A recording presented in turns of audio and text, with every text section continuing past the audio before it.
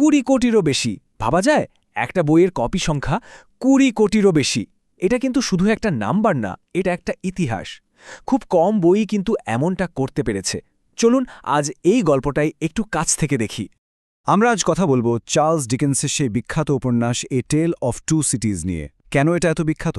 কারণ এর মূলে আছে বিপ্লব, প্রতিশোধ আর শেষ পর্যন্ত মুক্তির এক অসাধারণ গল্প, যা আজও এত বছর পরেও লক্ষ লক্ষ মানুষকে ভাবায়, অনুপ্রাণিত করে। তো এই গল্পের গভীরে যেতে হলে আমাদের একটু টাইম ট্রাভেল করে পেছনে যেতে হবে, সোজা 1775 সালে। আর সেই সময়টা ছিল একেবারে চরম বৈপরীত্যে ভরা একটা যুগ। ভাবুন একবার, একদিকে লন্ডন, দেখতে গেলে বেশ শান্ত, রাজনৈতিকভাবে স্থিতিশীল, কিন্তু ভেতরে ভেতরে অপরাধ আর অবিচারে ভরা। আর অন্যদিকে প্যারিস, অভিজাতদের শাসনে একেবারে ঝলমলে, কিন্তু সাধারণ মানুষ তখন না খেতে পেয়ে মারা যাচ্ছে, ভুগছে রোগে, বঞ্চনায়। এই দুই শহরের দুই রকম ছবি, এটাই কিন্তু গল্পের আসল মঞ্চ তৈরি করে দেয়। আসুন গল্পের পেছনের ইতিহাসটা একটু টাইমলাইনের মাধ্যমে দেখে নিই। শুরুটা হয়েছিল 1757 সালে, যখন ডক্টর ম্যানেটকে অন্যায়ভাবে বাস্তিল দুর্গে বন্দী করা হয়। এরপর 1775 সাল, ঠিক যখন আমাদের উপন্যাসটা শুরু হচ্ছে, তিনি যেন নতুন করে জীবনে ফিরে আসেন। আর তারপরেই আসল মোড়, 1789 সাল, বাস্তিলের পতন। জ্বলে উঠল ফরাসি বিপ্লবের আগুন। আর এই আগুন সবচেয়ে ভয়ঙ্কর রূপ নেয় 1793 থেকে 94 সালে, যাকে বলা হয় সন্ত্রাসের রাজত্ব বা রেইন অফ টেরর। তো এই ঐতিহাসিক প্রেক্ষাপটের মাঝেই জন্ম নিচ্ছে গল্পের মূল সংঘাতটা। আর সেটা হলো প্রতিশোধের আগুন। একটা আগুন যা দুটো শক্তিকে মুখোমুখি দাঁড় করিয়ে দিয়েছিল। এই অভিজাতদের নিষ্ঠুরতার যদি কোনো চেহারা থাকত, তবে সেটা হতো মার্কিস এন্ড ডেভরমেন্ডের। লোকটা সাধারণ মানুষকে মানুষই মনে করত না। ভাবা যায়, নিজের ঘোড়ার গাড়ি দিয়ে একটা বাচ্চাকে পিষে মারার পরেও তার মধ্যে কোনো অনুশোচনা ছিল না। আর এ তো কিছুই না, তার পরিবারই তো ডক্টর ম্যানেটকে জেলে পুরেছিল, ধ্বংস করে দিয়েছিল আরও একটা পরিবারকে। ডিকেন্সের লেখার একটা অসাধারণ দিক হলো তার প্রতীকী ব্যবহার।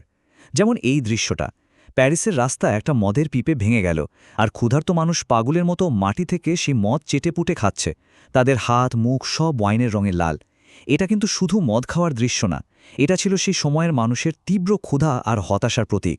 আর এই লাল রংটাই যেন জানান দিচ্ছিল, খুব শীঘ্রই এই ক্ষুধা রক্তের পিপাসায় বদলে যাবে।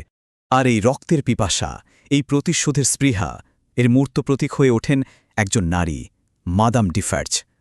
মার্কের পরিবার তার সবকিছু কেড়ে নিয়েছিল, তাই তিনি স্থিরভাবে বসে উল বুনতেন।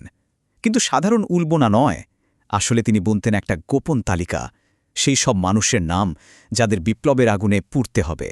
কিন্তু এত ঘৃণা, এত হিংসা, এত প্রতিশোধের মাঝেও গল্পের ভেতরেই একটা আশার আলো ছিল, একটা ভালোবাসা আর মমতার আশ্রয়।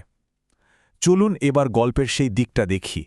এই আশার আলোটার নামই হল গোল্ডেন থ্রেড বা সোনালি সুতো।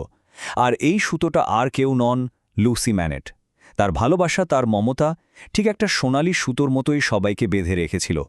তার জন্যই তো তার বাবা ডক্টর ম্যানেট বছরের পর বছর জেলে থাকার ভয়ঙ্কর স্মৃতি থেকে বেরিয়ে আসতে পেরেছিলেন। এই উপন্যাসের সবচেয়ে ইন্টারেস্টিং দিকগুলোর একটা হলো এর দ্বৈত চরিত্র।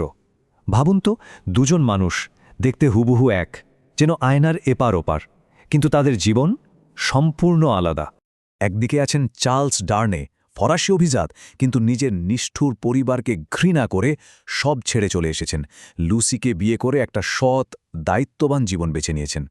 আর ঠিক তার মতো দেখতে আরেকজন হলেন সিডনি কার্টিন, ইংল্যান্ডের একজন তুখর আইনজীবী, কিন্তু সারাদিন মদে ডুবে থাকেন। নিজের জীবনটাকে তার কাছে পুরোপুরি ব্যর্থ মনে হয়। আর এই দুই ভিন্ন মানুষ, দুই ভিন্ন শহরের গল্প এসে মেশে একটা জায়গায়, গল্পের ক্লাইম্যাক্সে, যেখানে আত্মত্যাগ আর পুনর্জন্মের ধারণাগুলো মিলেমিশে একাকার হয়ে যায়। পরিস্থিতি চরমে ওঠে যখন বিপ্লবী আদালত চার্লস ডার্নেকে গিলোটিনে মৃত্যুদণ্ড দেয়। আর ঠিক সেই মুহূর্তে সিডনি কার্টেনের মনে পড়ে যায়, লুসিকে তিনি একবার একটা কথা দিয়েছিলেন। আর সেই প্রতিশ্রুতির পথ ধরেই তিনি এগিয়ে যান তার শেষ মুহূর্তের দিকে। মৃত্যুর আগে তার শেষ ভাবনাগুলো ছিল ইতিহাসের অন্যতম সেরা উক্তি, আমি আজ যা করতে চলেছি তা আমার সারা জীবনে করা যে কোনো কাজের চেয়ে অনেক অনেক ভালো। আমি যে শান্তিতে ঘুমোতে যাচ্ছি, সেই শান্তির খোঁজ আমি কোনোদিন পাইনি। এক মুহূর্তের একটা কাজ, আর তাতেই একটা আপাত ব্যর্থ জীবন যেন সার্থকতা খুঁজে পেল। সিডনি কার্টন লুসির পরিবারকে বাঁচিয়ে দিয়ে এক অর্থে নিজেই অমর হয়ে গেলেন। এটা ছিল তার নিজের পুনর্জন্ম, যা নিশ্চিত করল যে তার নামটা ভালোবাসার সাথে স্মরণ করা হবে চিরকাল। তো গল্পটা তো জানলাম, কিন্তু প্রশ্ন হল, এত বছর পরেও কেন এ টেইল অফ টু সিটিজ আমাদের টানে? কেন এটা এত প্রাসঙ্গিক? কারণ এর ভেতরের ভাবনাগুলো, সেগুলো কোনো নির্দিষ্ট সময়ের জন্য নয়, চিরন্তন। এই গল্প আমাদের চোখে আঙুল দিয়ে দেখিয়ে দেয় যে সমাজে যখন বৈষম্য চরমে পৌঁছায় তার ফল কতটা ভয়ঙ্কর হতে পারে। এটা আমাদের শেখায় কিভাবে ন্যায় বিচার পাওয়ার একটা মহৎ উদ্দেশ্য অন্ধ প্রতিশোধের নেশায় নষ্ট হয়ে যেতে পারে।